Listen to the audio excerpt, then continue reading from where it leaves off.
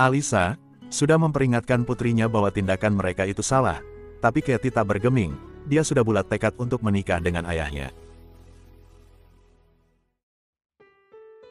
Terima kasih sudah klik video ini, selamat datang di channel The Purbas.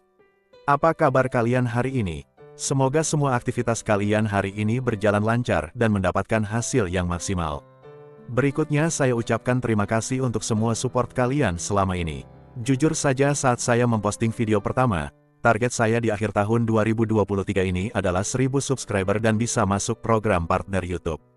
Ternyata malah berpuluh kali lipat dari yang saya harapkan. Sekali lagi terima kasih dan terima kasih. Untuk kisah hari ini, bisa dibilang ini adalah kasus yang paling edan. Di awal sudah edan, di tengah juga edan, dan endingnya paling edan. Langsung saja, kita mulai kisahnya sekarang. Bermula di tahun 1995, Stephen Pledel, pemuda berusia 20 tahun, bertemu dengan Alisa yang berusia 15 tahun, di room chatting MIRC. Komunikasi di antara keduanya berjalan lancar, dan interaksi yang awalnya hanya teman online, berubah menjadi kekasih online. Segera setelah resmi pacaran, Stephen terbang dari New York ke Virginia, untuk bisa hidup bersama Alisa kekasihnya. Setahun kemudian, Alisa hamil, dan melahirkan seorang putri yang mereka beri nama Dennis, di bulan Januari tahun 1997. Kalau melihat foto ini, sepertinya Alisa masih punya orang tua. Entah bagaimana dia bisa hamil dan melahirkan sebelum dia berusia 17 tahun. Mengapa ini saya pertanyakan? Karena setelah mereka memiliki anak, Stephen tidak bekerja untuk menafkahi Alisa dan Dennis. Di mana mereka tinggal dan siapa yang memenuhi kebutuhan Dennis? Kita asumsikan saja kalau mereka masih menerima subsidi dari orang tua. Meski usianya sudah 22 tahun, Stephen belum mau jadi ayah. Dia masih ingin main dan terus bercinta dengan Alisa. Dennis adalah gangguan bagi Stephen. Hal itu membuatnya jadi acuh dan kasar terhadap putrinya. Alisa sering melihat lebam biru di tubuh Dennis. Alisa tahu bahwa itu perbuatan Stephen. Suatu hari, Dennis menangis tak berhenti. Stephen yang kesal memasukkannya ke dalam freezer, supaya tidak mendengar suara tangisannya lagi. Beruntung Alisa ada di sana dan langsung mengeluarkan Dennis dari freezer. Alisa tahu kalau Stephen adalah monster untuk Dennis. Dia merasa kalau Stephen dan Dennis tidak bisa disatukan. Alisa harus memilih di antara kekasihnya, atau putrinya. Ternyata, Alisa memilih sosis dan lato-lato. Mereka melepaskan Dennis untuk diadopsi, lalu menikah. Pertimbangan lainnya, Stephen dan Alisa tidak bekerja, mereka tidak punya uang untuk menghidupi Dennis. Beruntung Dennis yang berusia 8 bulan kemudian diadopsi oleh pasangan suami istri yang berasal dari New York, Anthony dan Kelly Dusko. Orang tua angkat Dennis kemudian mengubah namanya menjadi Katie Rose Fusco. Hidup Dennis, yang kini sudah menjadi Katie, berjalan lancar dan bahagia. Dia tumbuh sehat dan penuh kasih sayang. Anthony dan Kelly juga berkecukupan secara finansial. Katie sekolah di sekolah yang bagus, di mana dia menunjukkan bakat di bidang seni. Katie suka menggambar komik, dan dia benar-benar berbakat dalam hal itu. Katie bercita-cita suatu hari bisa bekerja di bidang periklanan digital. Di tahun 2016, Katie yang sudah lulus SMA, mulai penasaran dengan keberadaan orang tua kandungnya. Sebelum memulai kuliahnya di Universitas New York, Katie ingin bertemu orang tua kandungnya terlebih dahulu. Dia membuat sebuah postingan di akun Facebooknya, mengutarakan niatnya untuk bisa bertemu dengan orang tua kandungnya. Postingan Katie mendapat respon dari netizen, yang meneruskan postingan itu hingga berhasil mempertemukannya dengan Stephen Pledel dan Alisa. Katie dengan antusias memberitahu orang tua angkatnya bahwa dia sudah menemukan orang tua kandungnya. Anthony dan Kelly memang manusia-manusia yang baik. Mereka turut bahagia melihat kegembiraan Katie. Katie mulai berkomunikasi dengan orang tua kandungnya, terutama Alisa sang ibu. Segera mereka mengatur pertemuan di musim panas tahun itu. Katie datang ke Virginia dan berkumpul dengan keluarga kandungnya. Di tahun itu, Stephen dan Alisa masih menikah dan memiliki 2 anak perempuan lagi, adik-adik Katie. Di titik ini, rumah tangga Stephen dan Alisa benar-benar sudah hancur. Stephen masih dengan tabiatnya yang dulu, kasar terhadap Alisa dan 2 adik Katie.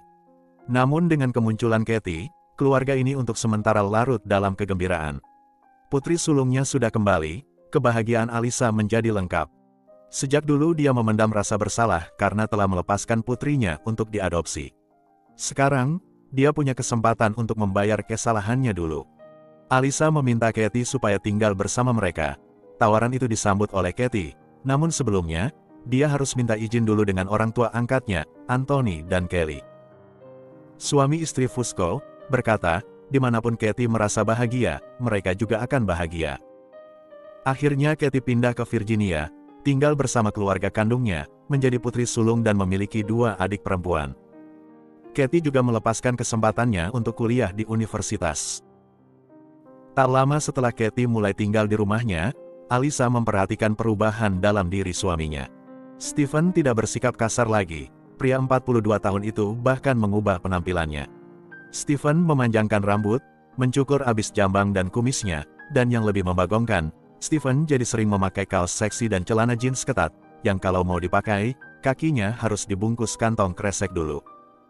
Di bulan September tahun 2016, Alisa memergoki kebiasaan baru suaminya yang suka tidur di kamar Katie. Walaupun Stephen tidur di lantai, tetap saja Alisa merasa tidak nyaman karena Katie putri mereka sudah gadis. Alisa menanyai Stephen tentang kebiasaannya yang suka tidur di kamar Katie, berkata walaupun Katie adalah anak kandungnya, tetap saja hal itu tidak pantas. Stephen menyuruh Alisa diam dan tidak usah ikut campur urusannya. Alisa kini beralih ke putrinya, memperingatkan Katie bagaimana dulu perlakuan Stephen ayahnya terhadap Katie. Alisa hanya ingin supaya putrinya berhati-hati dan bisa menjaga diri. Tapi sama seperti Stephen, Katie tidak menerima peringatan dari ibunya. Di bulan November tahun 2016, orang tua Katie ini bercerai. Stephen meninggalkan Alisa bersama 2 putrinya, sementara Katie pulang kembali ke rumah orang tua angkatnya. Namun, di bulan Mei tahun 2017, saat Alisa sedang membaca buku harian putri bungsunya yang berusia 11 tahun, di mana putrinya itu menulis, "Aku bingung harus memanggil Katie sebagai kakak atau ibu tiri. Ayah menyuruh kami untuk memanggil Katie sebagai ibu tiri dan melarang kami memanggilnya kakak." Ternyata selama ini, Katie tidak pulang ke New York, melainkan hidup bersama ayah kandungnya sebagai sepasang kekasih.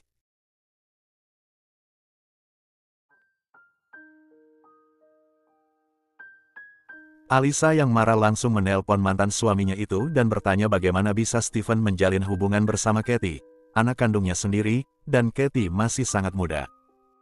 Namun Stephen menjawab dengan santai, "Kukira kau sudah tahu selama ini, ya, kami memang sedang jatuh cinta."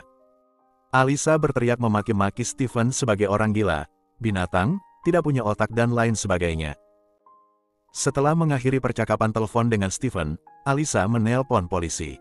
Dia tidak rela putrinya dimanipulasi oleh si mantan suami bajingan. Polisi menginterogasi Stephen, Katie, dan 2 adiknya, tapi tidak ada tindak lanjut dari laporan Alisa. Karena insiden tersebut, Alisa menggugat hak asuh penuh atas 2 putrinya. Gugatannya diterima, Alisa mendapatkan hak asuh penuh atas anak kedua dan anak bungsunya. Sementara itu, sebagai antisipasi kalau mantan istrinya melapor lagi ke polisi, Stephen mengajak Katie untuk pindah ke North Carolina. Di tanggal 20 Juli tahun 2017, mereka berdua pergi ke Maryland, mendaftarkan pernikahan mereka. Di kantor catatan sipil, mereka tentu bisa menikah, karena Katie sendiri tercatat di negara sebagai anak dari Anthony dan Kelly Fusco. Setelahnya, mereka melangsungkan pesta pernikahan, yang juga dihadiri oleh ibu Stephen, dan orang tua angkat Katie. Kenapa banyak sekali orang tidak waras di kisah ini? Tapi sejujurnya, ibu Stephen dan orang tua angkat Katie, tidak setuju dengan pernikahan tersebut, namun mereka tidak bisa berbuat apa-apa. Stephen berusia 42 tahun dan Katie sudah 20 tahun, mereka sama-sama dewasa dan bisa mengambil keputusan sendiri. Di hari pernikahannya, Katie menggunakan dress hitam ketat yang menampakkan bagian perutnya yang sudah membesar. Ya, buah hati hubungan inses mereka akan segera lahir. Di tanggal 1 September tahun 2017, Katie melahirkan seorang putra dari suami sekaligus ayahnya, yang mereka beri nama Bennett Kieran Pledel. Setelah itu, Stephen dan Katie menetap di North Carolina. Namun kebahagiaan abnormal ini tidak berlangsung lama. Laporan Alisa yang dulu ternyata masih aktif. 3 bulan kemudian, polisi mengeluarkan surat perintah penangkapan bagi Stephen dan Katie. Di bulan Januari tahun 2018, keduanya resmi ditahan atas tuduhan perbuatan inses. Beberapa hari kemudian, Keduanya dibebaskan dengan jaminan, tapi diperintahkan untuk berpisah dan tidak saling menghubungi satu sama lain. Katie diperintahkan kembali pada orang tua angkatnya, sementara Bennett anaknya untuk sementara diasuh oleh ibu Stephen. Kalau dibuat film, mungkin judulnya akan jadi, Nenekku adalah nenek anakku. Suamiku adalah ayahku dan ayah anakku. Ibuku adalah maduku. Adik-adikku adalah anak tiriku. Benar-benar kacau cerita hari ini.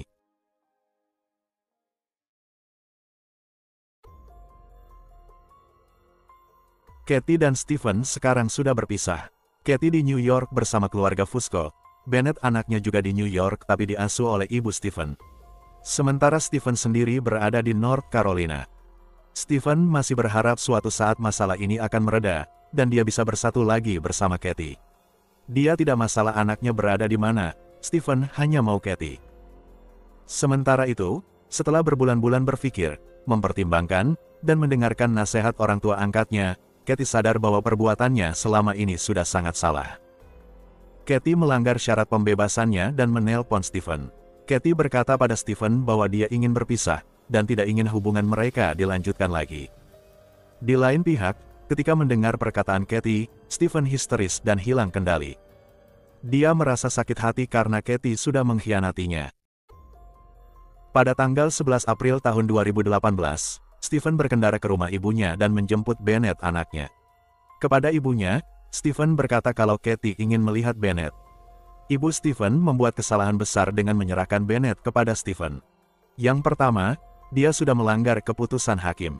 Dan yang kedua, harusnya dia tidak menyerahkan anak berusia 7 bulan kepada Stephen, yang punya sejarah KDRT terhadap anak. Tiba di apartemennya, Stephen langsung mencekik Bennett, begitu kencang hingga menyebabkan Bennett meninggal. Setelah itu, Stephen meninggalkan Bennett di dalam lemari, lalu dia pergi menuju New York. Di pagi harinya, tanggal 12 April tahun 2018, Stephen sudah berada di depan rumah keluarga Fusco. Dia tahu kebiasaan keluarga Fusco yang seminggu sekali akan mengunjungi nenek angkat Katie di Connecticut. Stephen menunggu dan menunggu momen yang pas untuk membalas sakit hatinya. Tak lama, benar saja, Katie dan ayah angkatnya keluar rumah dan mulai berkendara, tapi mereka sama sekali tidak sadar kalau ada mobil lain yang mengikuti mereka dari belakang. Begitu mobil yang dikendarai Anthony berhenti di perempatan lampu merah, Stephen memposisikan mobilnya sejajar dengan mobil Anthony, lalu melepaskan tembakan yang mengenai Anthony dan Katie, lalu melarikan diri. Kejadian itu disaksikan banyak orang, termasuk salah satu petugas pemadam kebakaran, yang sigap menelpon 911. Namun saat polisi dan ambulans tiba, Katie dan Anthony sudah tidak menunjukkan tanda-tanda kehidupan lagi. Polisi segera melakukan pencarian terhadap pelaku penembakan. Di saat yang sama, operator 911 menerima panggilan telepon dari ibu Stephen. Wanita itu melaporkan bahwa, kemarin, anaknya membawa cucunya pergi.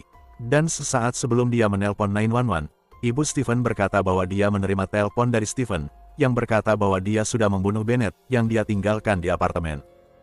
Setelah itu Stephen membunuh Katie dan Anthony di jalanan Connecticut.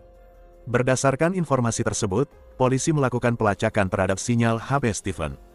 Polisi berhasil menemukan mobil Stephen di pinggir jalan, di mana pria itu berada di dalam mobil, dan sudah bundir. Terima kasih sudah menonton video ini hingga selesai. Sampaikan pendapat kalian mengenai kasus ini di kolom komentar. Jaga kesehatan selalu, dan sampai jumpa lagi di kisah nyata kasus kriminal berikutnya, dari channel The Purbas.